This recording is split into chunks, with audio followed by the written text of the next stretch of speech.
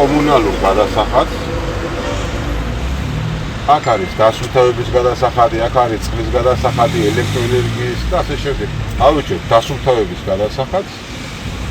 გადავდივართ. ახლა კონკრეტულად TBC ბანკზე არის მესამე გვერდზე და აქ არის უკვე ზესტაფონის დასუფთავება. იყო გართულებულად ამის გადახდა.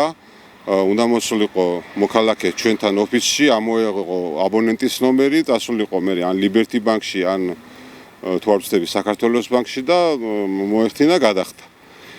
ჩვენ გავაციფრულეთ ეს სიტუაცია, ნებისმიერ სწრაფი გადახდის აპარატზე უკვე აბონენტს შეიძლება თავისი აბონენტის ნომრით გადაიხადოს ეს გადასახადი, ასევე მობილბანკის საშუალებით შეიძლება რომ გადაიხადოს და ანუ გავაიოლეთ ეს გადახდის პრინციპი ჩვენმა სამსახურმა. ხელშეკრულებები ფორმდება მეწარმეებთან, დადიან ჩვენი წარმომადგენლები, თითქმის მთელი ქალაქი უკვე დაიარეს ფეხდაფეხდა ყველა მეწარმესთან იყვნენ მისულები.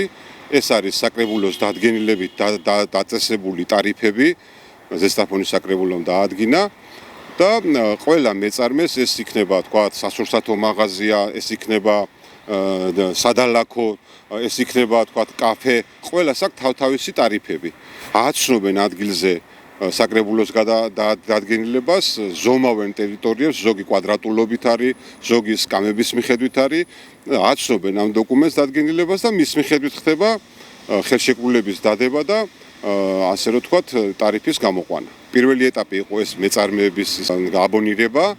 ეხლა ვიწყებთ უკვე მოსახლეობას. ჩვენ ორი სატელეფონო ხაზი მიუთითეთ, რომ მოსახლეობას ვისაც სურვილი აქვს, კი არა, ეს აუცილებელი გადასახადია, დაუკავშირდებიან და მიაწოდებენ ინფორმაციას. ძირითადად ჭირდებათ რამდენი სული ცხოვრობს, მისამართი, საკონტაქტო პირის ტელეფონის ნომერი, რომ მე SMS-ები მიუვიდეს, თქვათ, რომ მოუწევს გადასახადი დავალიანება რო ექნება, SMS-ი მიუვა და ინფორმირებული იყოს მოსახლეობა და გადაიხდიან დასუფთავების გადასახადს. პირველი ეტაპია, ნელა-ნელა დაიხვეწება, უფრო მეტ ინფორმაციას გავუშვებთ მოსახლეობისათვის, რომ თქვენი საშუალებითაც, ჩვენი სოციალური ქსელის საშუალებითაც, რომ ინფორმირებული იყოს მოსახლეობა. ნაგვისურნებს რაც შეეხება ამასთან დაკავშირებით რა სიტუაცია?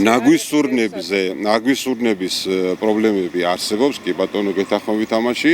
შეძენილი გვაქვს ნაგვისურნები 185 ცალ ერთეულს ველოდებით, რომელიც განთავსდება ქალაქის ტერიტორიაზე და ასევე ქალაქის გარეუბნებზე და ეტაპობრივად უკვე გადავდივართ მთლიანად რომ სოფლებიც მოვიცვათ და სოფლებშიც მოხდეს ამ ურნების განთავსება.